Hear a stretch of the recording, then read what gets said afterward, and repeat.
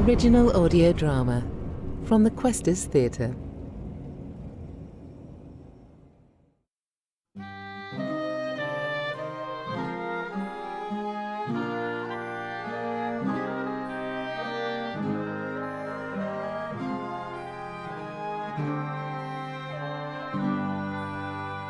That Spot of Joy, a play for radio by Hilary Spiers, inspired by Robert Browning's poem My Last Duchess.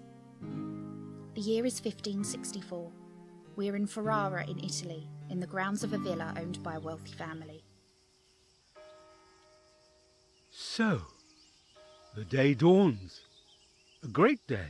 It's been a while in coming, but what a prize! Negotiations, feints, retreats, advances. The subtlest dance in Ferrara, and me, please God, still the subtlest dancer of them all. Margherita! Watch her run, bursting with youth, with promise, with hope. Is it today? Is it? What, my lady, you are abroad early? Zaccharia, do not tease me. I could not sleep. It is today, I know it. Otherwise, why your finest doublet? Well then. Her nightgown, the hair undressed, the hollow in her throat. Remember what I asked? I must know everything, mark you. Everything. Remember. My lady, where is your woman? You should not... Oh, she is snoring in her sheets. You need not fear. As if you could compromise my honour, Zaccharia. You must not miss a syllable. No note of whatever colour. His voice, what it says and what it does not. Bring it back to me. Every word. Will you? She is so close. That honeyed breath brushes my cheek. The fragrance of her glorious hair fills my nostrils. To be entrusted with such a pearl, could there be a greater honour? Zaccharia. My lady? I charge you. Observe his looks, complexion, the ring of his laugh. You do not see as women do. Are his teeth as white as they say? Is he of a good height? And his hands, those especially, are they an artist's hands? An artist? Oh, my little dove, so innocent. Should I warn her about what men are like? But no, that is not my place, and there is business to be done. I think he must be lonely, the Duke. Lonely, my lady? Lonely? I doubt he wants for company, in bed or out. Zaccharia, you look troubled. What ails you? Tell me, old friend. The burden of my mission, my lady. Burden? Am I that? No, I only meant... Do I not carry all your hopes? Must I not protect you and do your father's bidding? What else would you do, Zaccharia? My future lies in your hands, our trusted counsellor. My lady, I pray today I prove myself worthy of that trust. I trust you with my life, Zaccharia. You hear me? My life.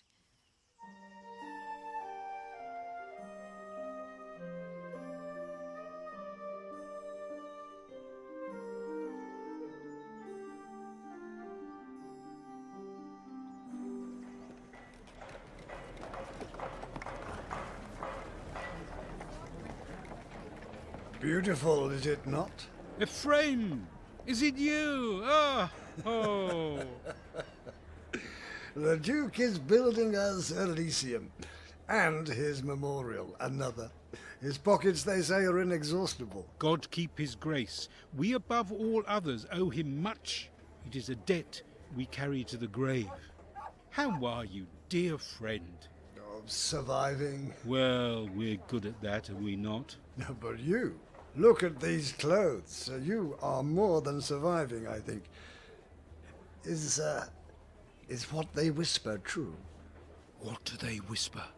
The Lady Margherita and the Duke? I swear these walls have ears. If you have sense to hear. So, a fat purse from the Count for your labours if you succeed. Perhaps, should I succeed. Efrayim, I fear I must be on my way. Oh, it has been too long, my friend. We missed you at Choules, Zaccharia. It does not do to forget. I do not forget, Efrayim. I never forget. Like you. I have offended you. Your pardon. We tread a perilous path, my friend. Less so here in Ferrara than other cities, but still. Forgive me, I must not be late. The Duke, as you surmised, awaits. Shalom, Zaccharia. Good luck. Shalom, my brother. Luck. This has nothing to do with luck. If that were all, the Count need not have entrusted this commission to me, his right-hand man, his confidant.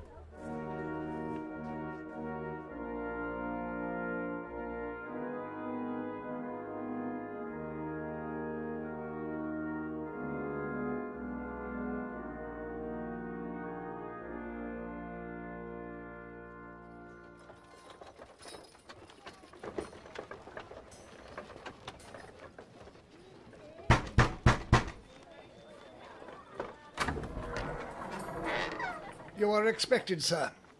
Your first time at the Castello Estenza? It is. You're welcome. Magnificent, is it not? Magnificent, yes. Beyond magnificent. And yet, as he closes the great door behind me, I shiver. Is it excitement or fear? His Grace awaits. I know I think the subject of your conference today. Do not look alarmed. I am familiar with my master's affairs and his moods. So may I advise? Please. His Grace is generous, lavish with his largesse, but not his words. Be patient, silent even, unless he bids you speak. You understand me? I do. I thank you. His eyes narrow with satisfaction, and he leaves me. I look about me. What a setting for my lady! Such an honour for the family!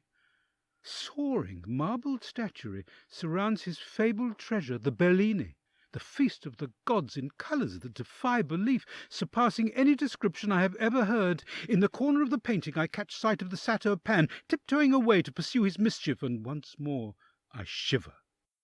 And then, suddenly, there he is, the Duke, at the top of the wide white stairs, the marble veined as if with blood. He raises one long pale hand and beckons me to ascend. His man was good to warn me. His gaze never falters as I climb up and up. When I reach the top, he strides ahead of me without a word. Flunkies in rich apparel stand to attention, looking neither right nor left. One sweeps a large, ornately carved door open, and I follow the Duke inside.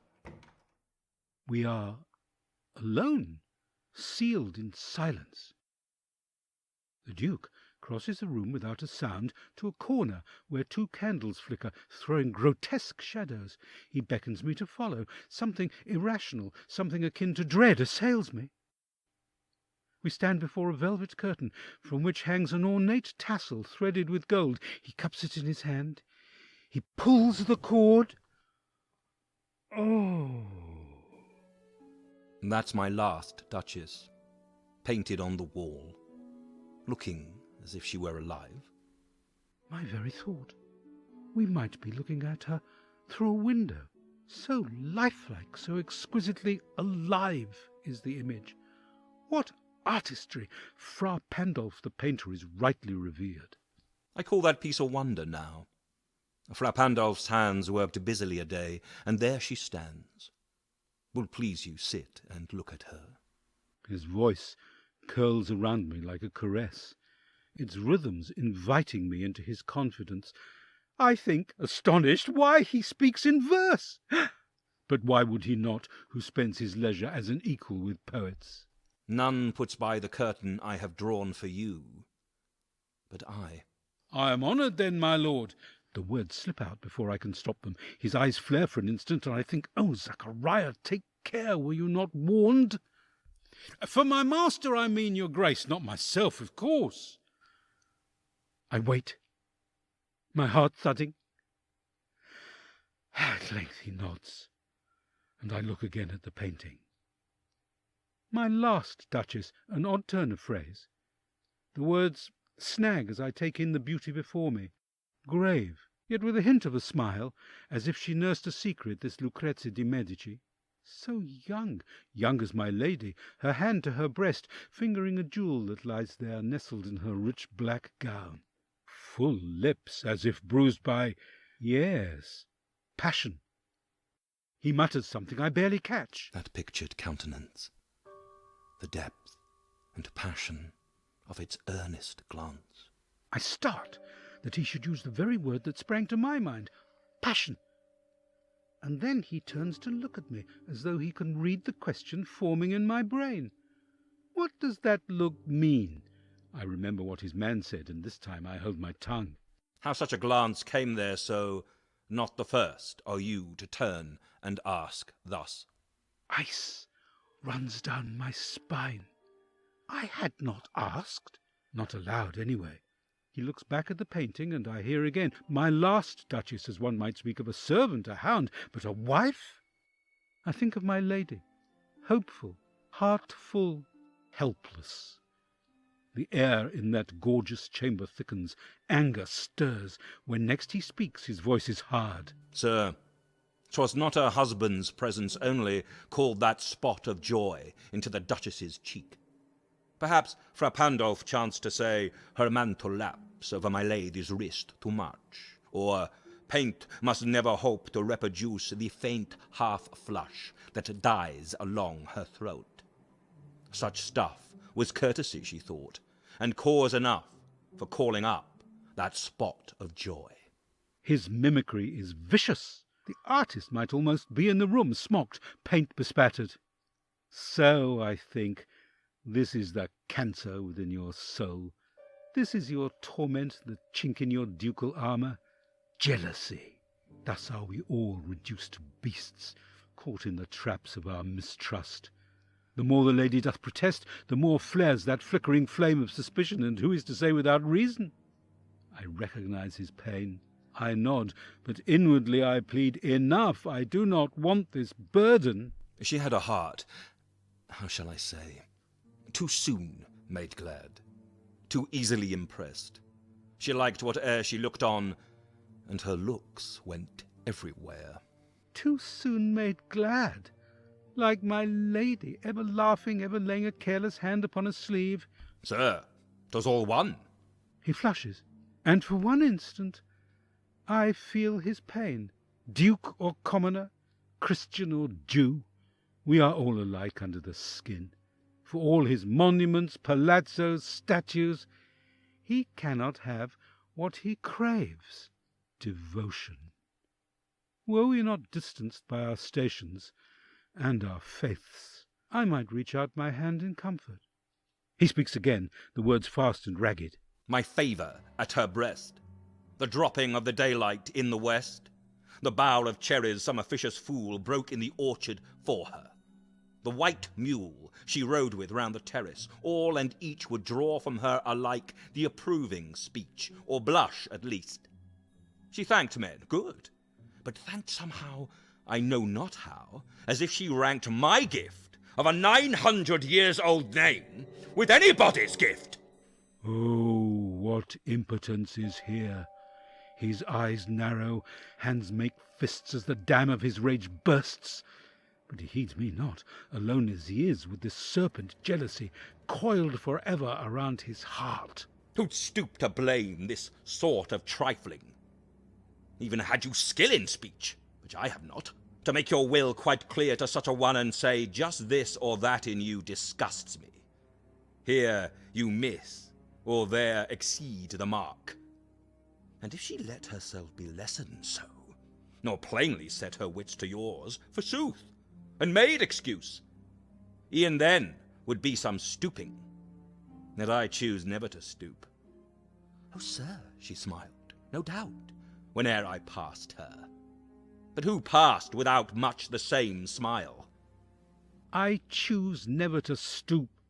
I will him to stop, to spare me further intelligence, further what? Complicity? I do not want his confidences. Once voiced I cannot unhear them, but I am pinned to my seat, eyes fixed first on him, then back to the painting, and, God help me, still there is more. This grew. I gave commands. Then all smiles stopped together. He says it as one might report an everyday occurrence, a problem resolved. The words die away, leaving only their import like a sort of echo. The silence lengthens. Still we sit, rigid as stone, both faces to that dreadful image. I think, did I hear that aright? And then, is he testing me, warning her, Margherita? Tell your mistress I have the power. Step over that invisible line, and I will destroy you. Oh, such cunning! Report back what he has told me, and... But what has he told me? That the smiles ceased? What should I read in that? That she is dead? That she is buried? In earth? Or convent? I have heard his words, watched his eyes as he watches mine, can almost see the contemptuous frown. Your man said what? He misread me, sir, misheard me. Perhaps you should have sent a younger man. There she stands, as if alive. His tone is dismissive, bored. His hand reaches out, and in an instant the curtain drops, and she is gone. The message imparted. He smiles briefly, a cold smile that says, I think we understand each other, no? I have not pressed the Count's suit, have told the Duke nothing of my lady, her beauty, her accomplishments, discussed no dowry. Indeed, in this strange chamber I have uttered not one word of what I was charged to do. I go to speak, but the Duke turns, and silent as a panther after prey, pads towards the door.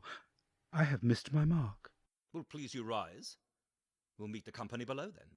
I follow him across the chamber.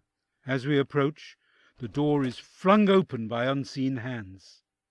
The Duke's step is firm, his voice likewise. I repeat, the Count your master's known munificence is ample warrant that no just pretence of mine for dowry will be disallowed. Though his fair daughter's self, as I avowed at starting, is my object. What can I do but nod and smile? None of this has been discussed. Of course he knows of my master's means, my mistress' beauty. He has no need of my witness. His spies are everywhere. We reach the head of the stairs. I step back to let the Duke precede me, but find his hand in the small of my back, irresistibly guiding me down beside him. Nay, we'll go together down, sir. We descend in silence, as his major domo waits below. The Duke taps his man on the shoulder and disappears through enormous gilt doors that shut silently behind him. In silence, his man and I cross to the great outer door. I turn back to take in one last time the palace where he would install my lady. My lovely lady in this golden cage. That laughing little songbird will be lessened to keep her eyes downcast and her smiles contained. Or stopped forever. I had not missed that last remark to me in that terrible chamber. The Duke is nothing if not scrupulous in his choice of words. It is in my gift to save her from this fate. I need only share my misgivings, tell my master that his jewel, his joyful, laughing daughter might be... What? Constrained? Stifled? The Count will reconsider, cast his net a little wider. I only have to say the word. Goodbye, Signor. I trust we see a happy outcome from your conference. His Grace has been too long alone. This house needs a mistress, someone to dispel his melancholy, make him smile again. I have to know. I have to be sure.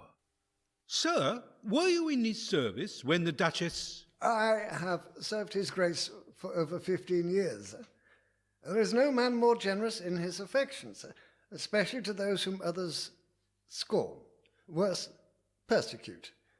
Signor, you see in what esteem he holds our race, in the office he has been gracious enough to bestow on me, and the sacrifices he made to offer our people sanctuary, more than sanctuary, respect, dignity, opportunity. Who would not want to repay that debt in some small measure, To give him what he desires.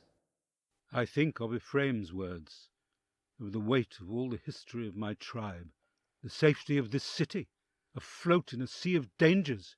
If I can do something to maintain that precious gift, should I not do it for the sake of my people, put aside my own wishes, my own loyalties, in the interests of my kind? We understand each other, do we not? Shalom, brother. He presses something into my hand. I step into the sunlight, and the great door shuts behind me. The early mist has burned off. The orchards beyond the city walls already shimmering in the summer's heat. I love this city. I love my life. I finger the leather purse, and through it feel its heavy promise. But my heart is heavier. I must not tarry. My master and his daughter await my report.